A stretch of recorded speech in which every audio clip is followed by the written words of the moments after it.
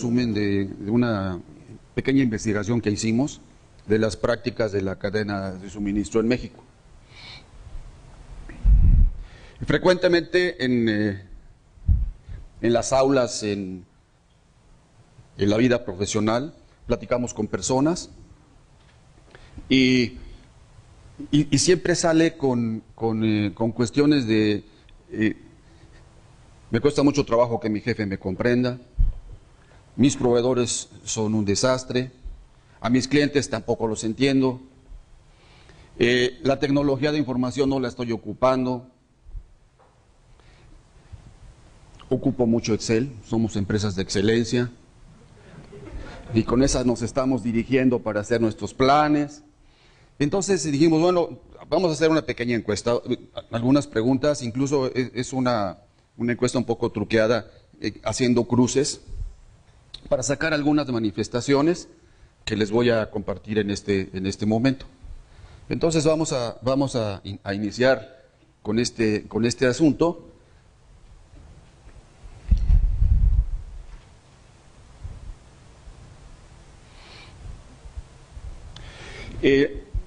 El material lo organizamos con tres partes. La primera es un ambiente macro de México. Siempre es interesante recibir un pequeño contexto de cómo estamos. En la segunda parte vamos a platicarles un poquito más de por qué nació esta encuesta. Y en la parte 3, algunas conclusiones. Las encuestas no son un documento para llenar los anaqueles, sino es como que hagamos algunas reflexiones y que podamos hacer acciones para que las cosas se mejoren. Entonces, por eso empecé con el ambiente macro en México. Bueno, el Foro Económico Mundial se reúne periódicamente, usualmente se reúnen los principales países. En este foro económico comparten muchas cosas, son los poderosos, y bajo ese grupo establece que los países tienen 3 etapas en su evolución. El primer bloque, que es esta parte, se dice que los países quieren saber a dónde van, y entonces cuando las empresas están definiendo a dónde van, pues necesitan conocer algunos aspectos básicos. Entonces se califican aspectos como las instituciones, la infraestructura, la estabilidad macro y la salud y educación primaria. Esa primera etapa dice que si ya sabes a dónde vas, pues ya llevas un buen camino andado. Y luego pasa la segunda etapa, en donde ya se están buscando factores que tienen que potenciar en todos los países. Y dentro de esos factores, pues hay un montón de temas que tienen que ver con el mercado, que tienen que ver con la gente. Y en la última etapa, ya cuando las cosas se han ido haciendo más sofisticadas en los mercados, en las cadenas de suministro, en la infraestructura, en la gente y todo eso, se dice que ya estamos entrando a una economía que está dirigida por la innovación. México está, como dice mi cuate, en el in-between. Está en la etapa de transición de la etapa 2 a la etapa 3. Y aquí nos hemos pasado pues varios años, porque aparentemente ya sabemos a dónde vamos y hemos estado tratando de que algunas cosas sucedan. Sin embargo, tenemos unos lastres que nos impiden potenciar nuestro crecimiento. Entonces, en la encuesta, en el último documento que generaron,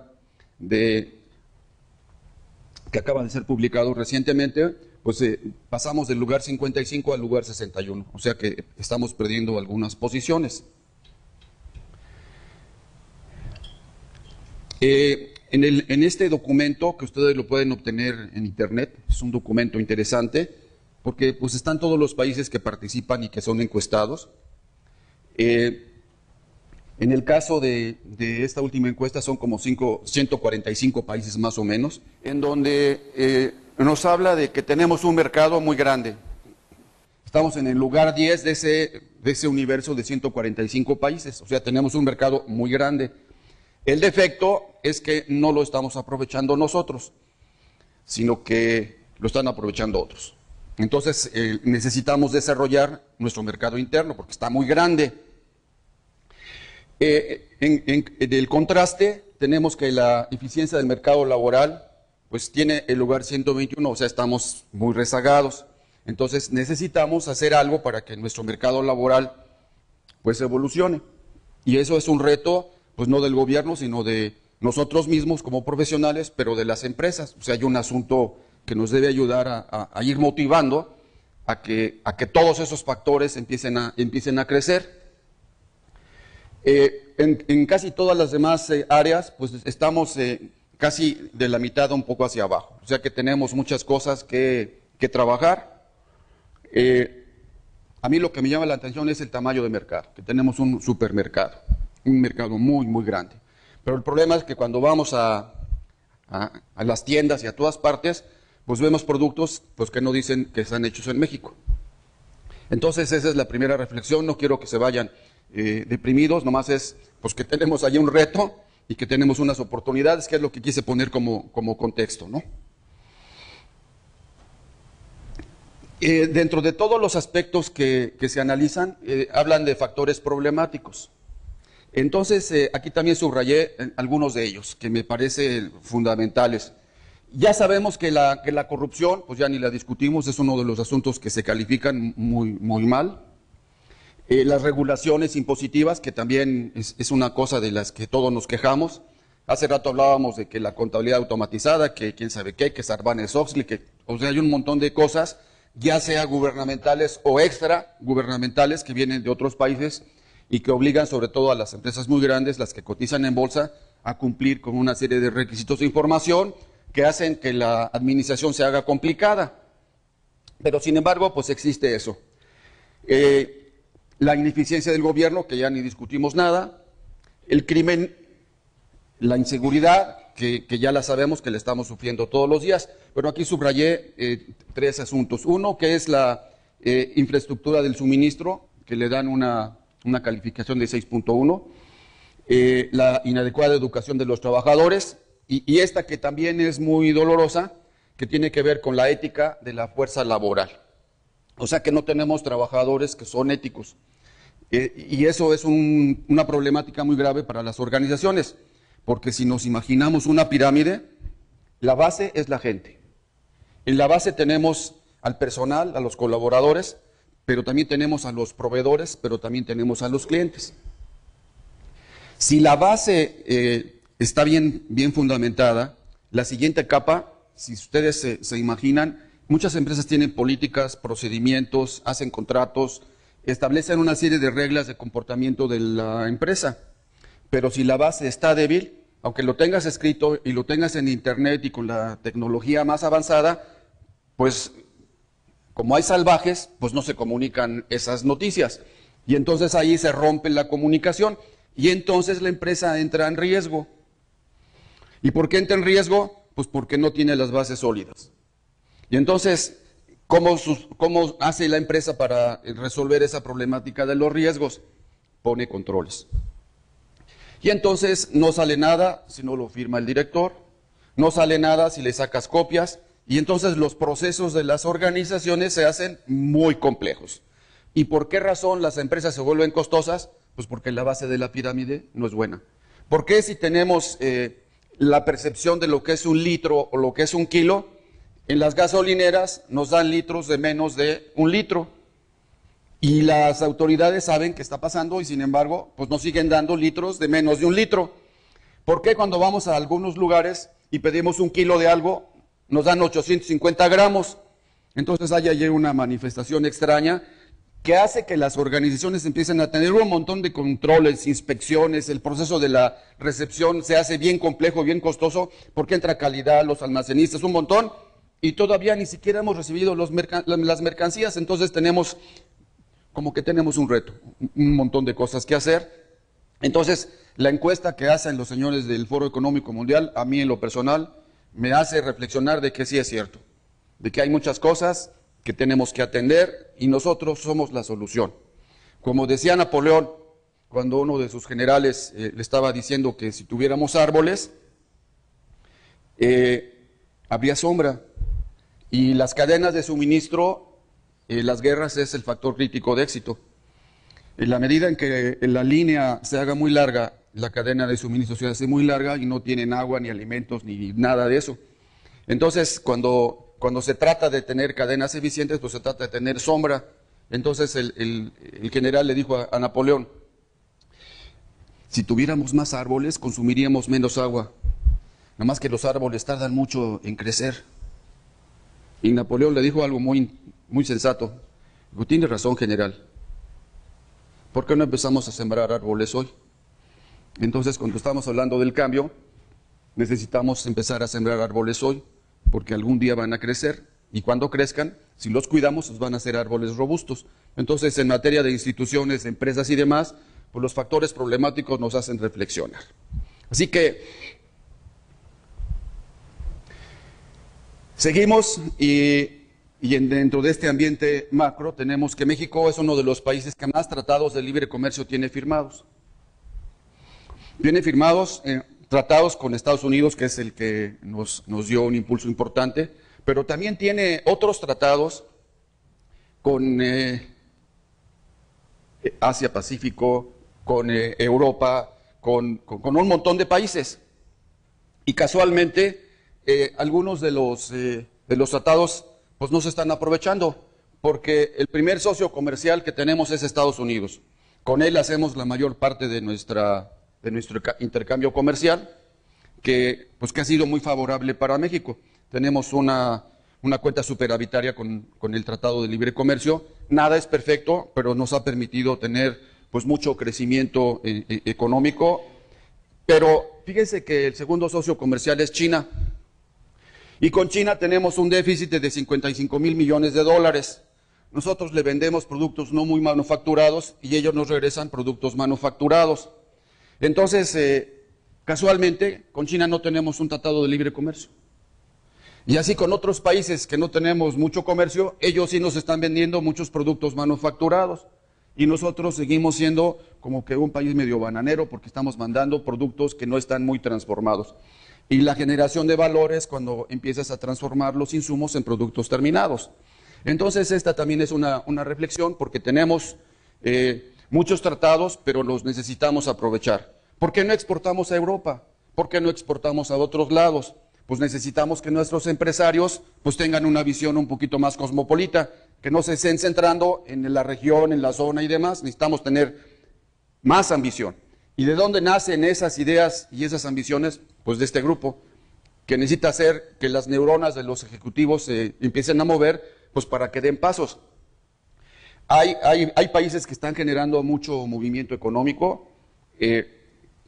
Yo conozco algunas empresas que son de Colombia o de otros lados, que están haciendo un esfuerzo impresionante y están atendiendo necesidades de otros países porque se están atreviendo. México necesita atreverse más.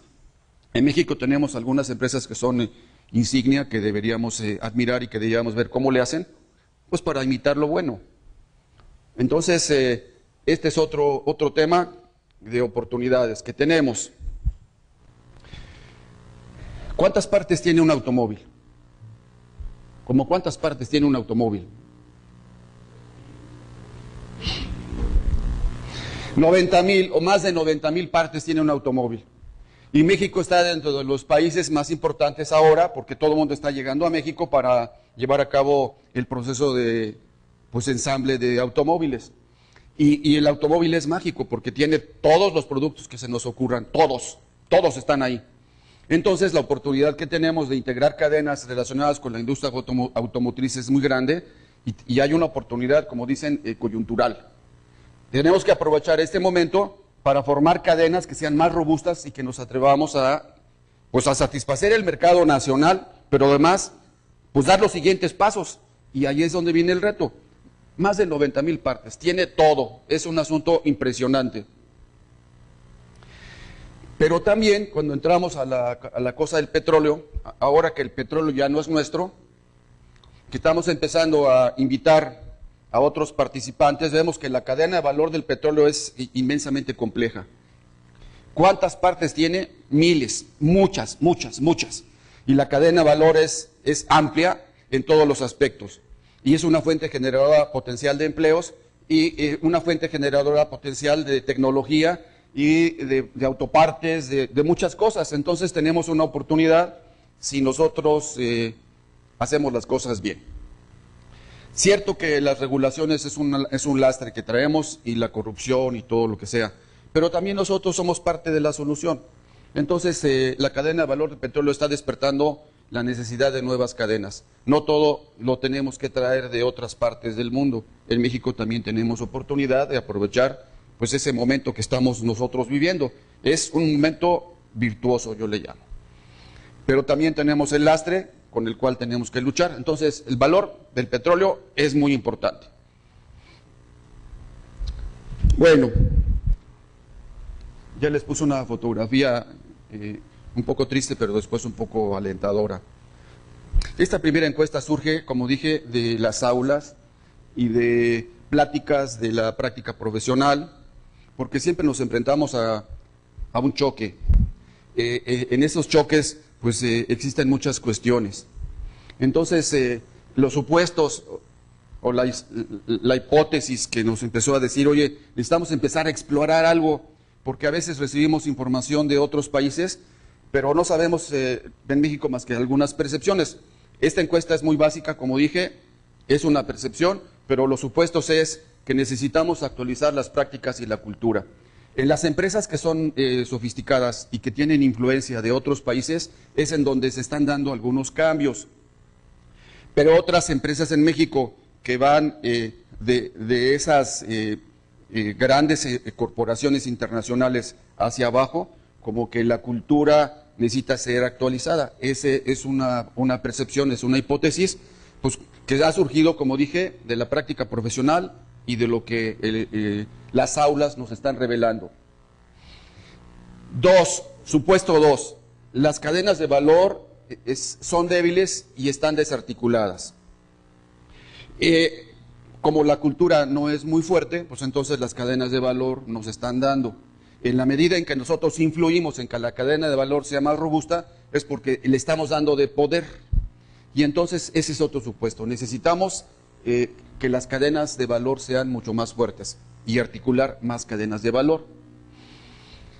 3, hay empresas disfuncionales.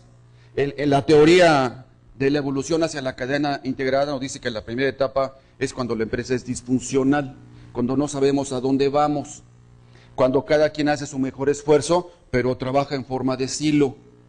Entonces ese es un supuesto y lo hemos visto, lo hemos percibido, pues porque el de ventas va por un lado, el de manufactura por otro y el de compras es el que sufre y así están. Como que este asunto de las empresas disfuncionales es un supuesto que hemos estado viviendo y que necesitamos superar. La colaboración, por lo tanto, se hace débil, no hay mucha colaboración. La vez pasada le preguntaba yo a una gente que certifica empresas de su organización, certifica proveedores, y me enseñó una serie de cuestiones. Yo le pregunté, si tú te aplicaras este cuestionario en tu organización, ¿sacarías 10? ¿Qué pasó? Entonces, ¿cómo podemos certificar a otros si yo no sé que realmente puedo hacer esas prácticas? Entonces, hay que predicar con el ejemplo y tenemos una incipiente colaboración en las cadenas. Las tecnologías de información están desaprovechadas.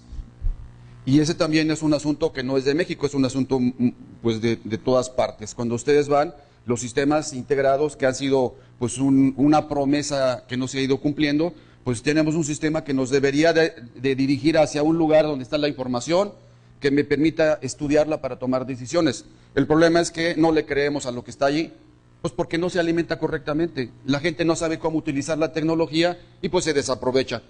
Y pues habíamos hecho una encuesta hace algún tiempo a donde se derivaron pues hallazgos que hoy se siguen manifestando, porque lamentablemente eso no se arregla de un día para otro.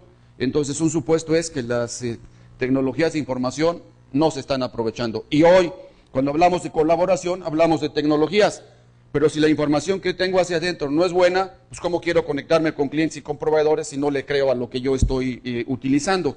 Y ahora hablábamos hace un rato de que ya tenemos a los móviles. Los móviles es una herramienta importantísima para la colaboración, porque ahorra pues muchos conflictos de comunicación, nos está acercando más directamente. Entonces, si nosotros no tenemos una base sólida de información, las tecnologías de información siguen creciendo. Pero nosotros como que nos hace falta algo que nos sacuda la neurona para que lo hagamos más rápido. Y hablábamos hace rato, cuando Jesús nos estaba platicando un poco de algunas cuestiones, que el desarrollo humano nos está dando. Como que luego hay una brecha entre lo que las universidades nos enseñan y lo que la vida nos está mostrando. Entonces ahí hay un reto para las empresas porque necesita gente civilizada. Hace rato cuando les platicaba de que la base de la pirámide de la empresa es la gente, si esa base no está sólida y no está completa, todo lo que hagamos los tenemos que convencer de que es bueno para la empresa y que es bueno para ellos. Y ahí se desgasta uno mucho porque pues no logra el resultado. ¿Quiénes participaron en esta encuesta? El 63% manufactureras, un 23% comercializadoras y el resto empresas de servicio. O sea, hubo un poquito amplio el asunto, pero muchas manufactureras. Pero aquí la reflexión interesante es que la mayoría de los que participaron tienen más de 300 empleados. De más de 100 y menos de 300 había 25 y de menos de 100 empleados había pues el resto. Entonces, esto nos da algo pues, de que muchas empresas que participaron y pudieron contestar lo que estaba planteado en ese cuestionario, pues nos está dando una muestra. Y es una muestra interesante porque, como decía yo hace rato, hay empresas muy grandes que sí manifiestan algunas cuestiones avanzadas en materia de integración de cadenas y de colaboración, pero de ahí para abajo, como que necesitamos muchas cosas por hacer. Entonces, esto es lo que nos encaminó hacia la encuesta. Conclusiones. Mire, la teoría nos plantea 4 etapas para una cadena integrada. En la primera, dice que si eres una empresa disfuncional, pues simplifícate. Esto también está conectado con la estrategia. ¿Cómo puedo tener una estrategia, digamos, significativa que me haga ser el líder si ni siquiera mis básicos se están cumpliendo? Entonces, tengo que simplificar mis operaciones. Tengo que ser menos complejo. Tengo que hacer que mi gente esté educada y esa es la primera etapa de la evolución hacia una cadena integrada. Entonces ahí tenemos unos retos muy importantes para que los procesos, la tecnología, la gente y que tenga menos proveedores pero mejores, que entramos a la segunda etapa. Ya que soy menos complejo, pues ahora voy a consolidar. En esa consolidación empiezo a hacer un filtro de proveedores, empiezo a tener la adopción de buenas prácticas, mi tecnología de información ya la estoy utilizando, y ya estoy haciendo algunas prácticas de colaboración incipientes con los principales clientes o con los principales proveedores. Entonces, esa cuestión que me hace que esté amalgamado, me da fortaleza como empresa. Los proveedores y los clientes ya empiezan a creer en mí, de tal forma que cuando paso a la etapa 3, como ya me creen, porque estoy predicando con el ejemplo, mi red empieza a formarse. Que conste que la estuve sembrando antes, pero ahora ya puedo colaborar porque estamos hablando de lo mismo. Ya con la complejidad más dominada, esa colaboración con clientes y con proveedores se empieza a hacer un poco más armónica. Entonces, la formación de la red tiene buenas bases. De tal forma que si eso continúa, pues entonces ya tengo una cadena integrada. A veces hablamos de que necesitamos colaborar, pero si no tenemos nuestras bases sólidas, pues esa colaboración pues está débil.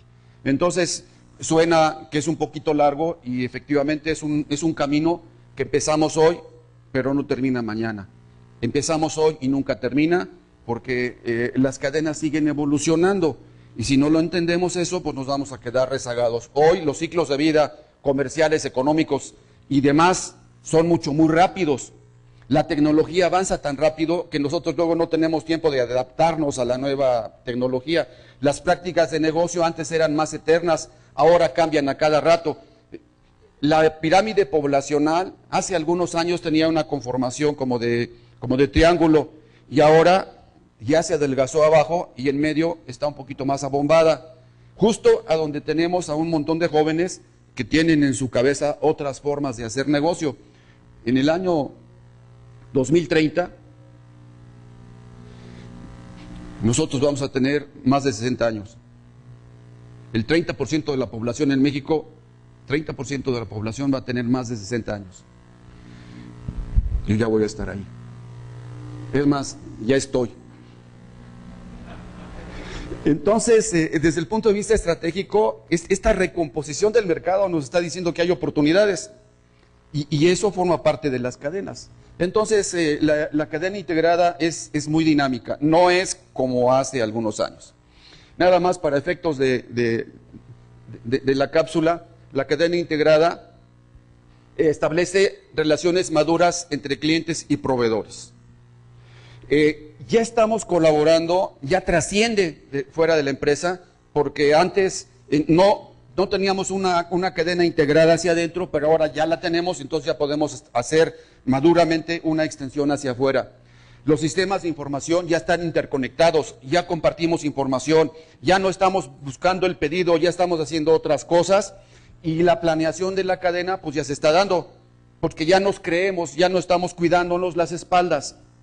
Y la última parte, ya podemos hacer proyectos conjuntos de mejora, porque lo que compite en el mercado son las cadenas, no las empresas. Necesitamos ampliar nuestra mirada. No son las empresas las que son competitivas, es la cadena. Y esto pues, nos debe obligar a pensar en cómo le hago para ver hacia afuera, pero primero tengo que ser hacia adentro muy fuerte.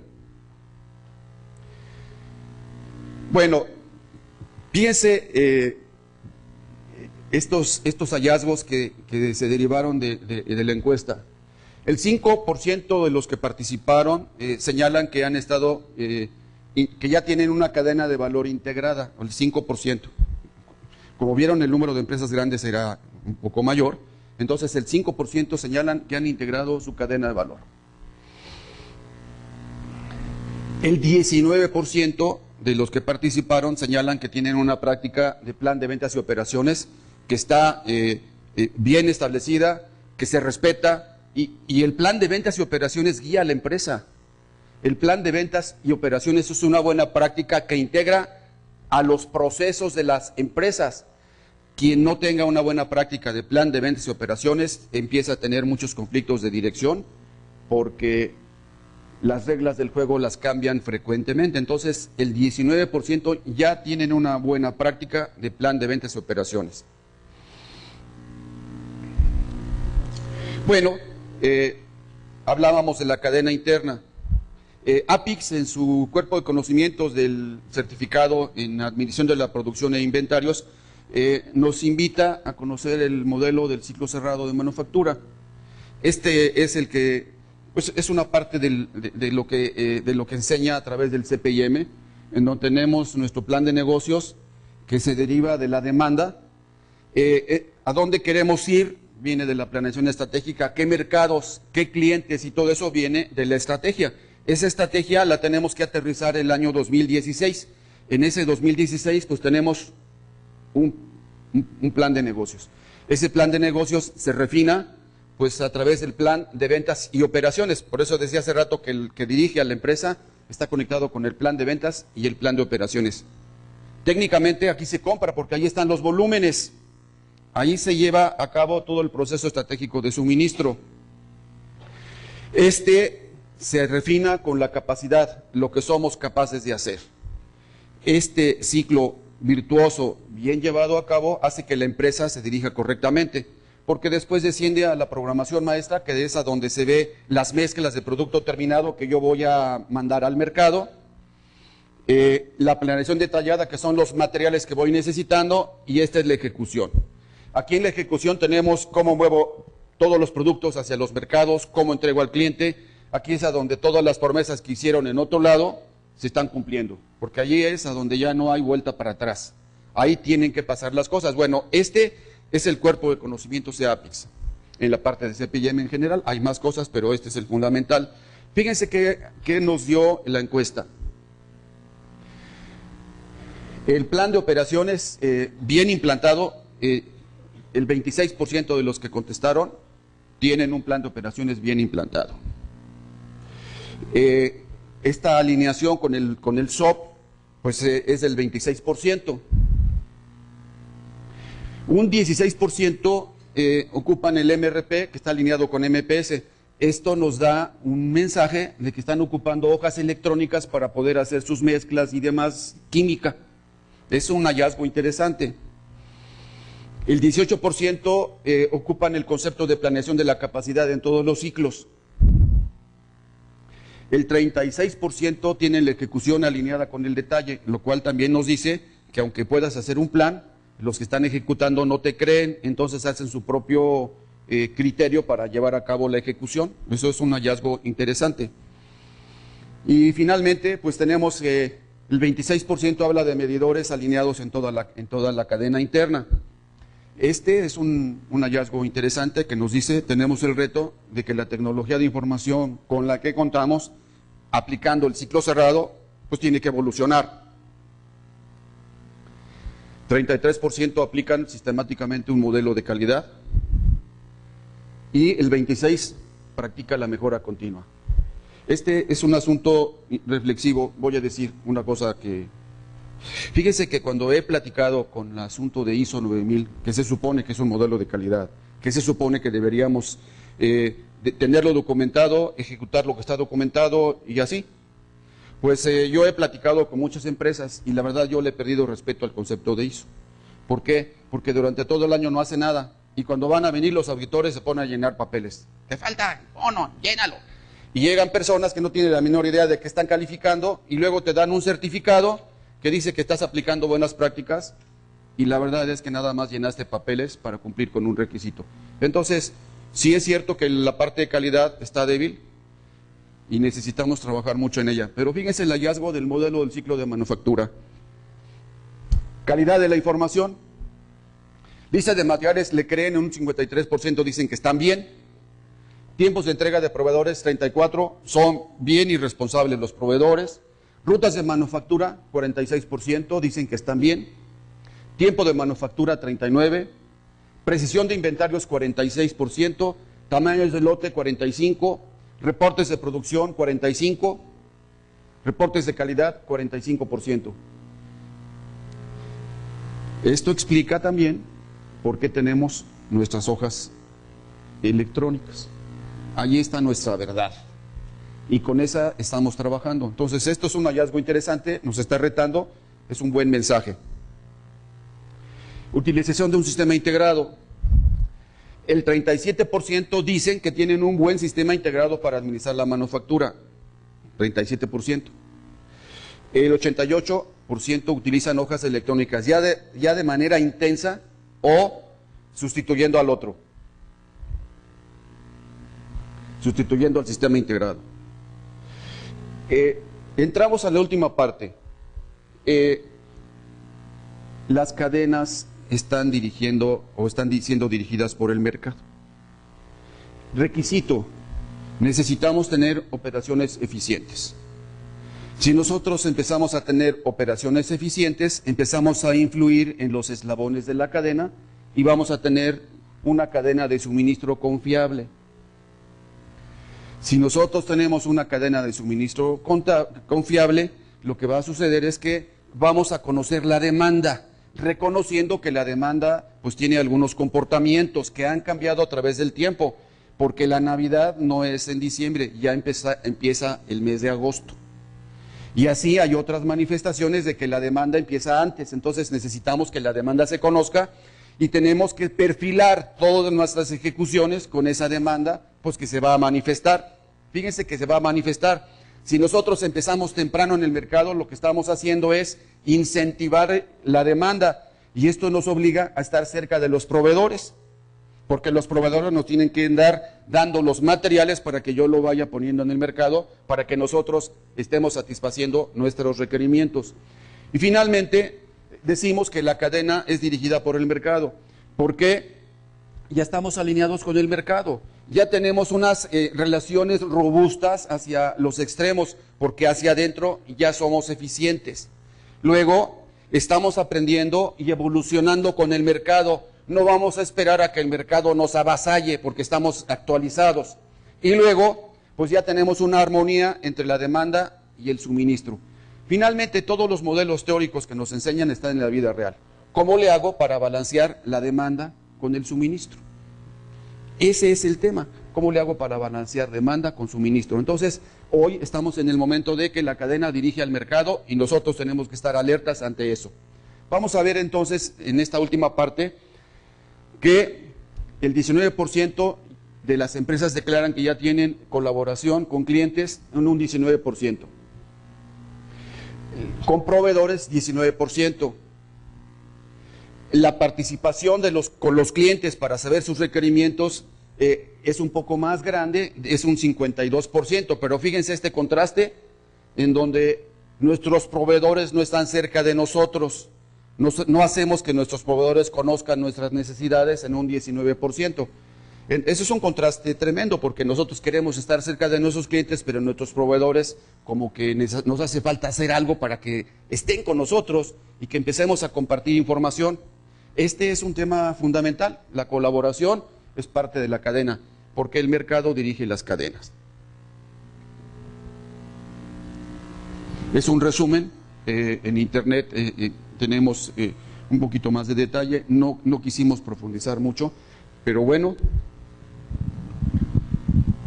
preguntas, ¿alguna pregunta que tengan?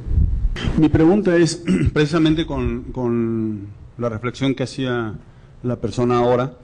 Esto fueron preguntas a las empresas, ¿verdad? Y esto es un poco lo que la empresa dice que cree tener.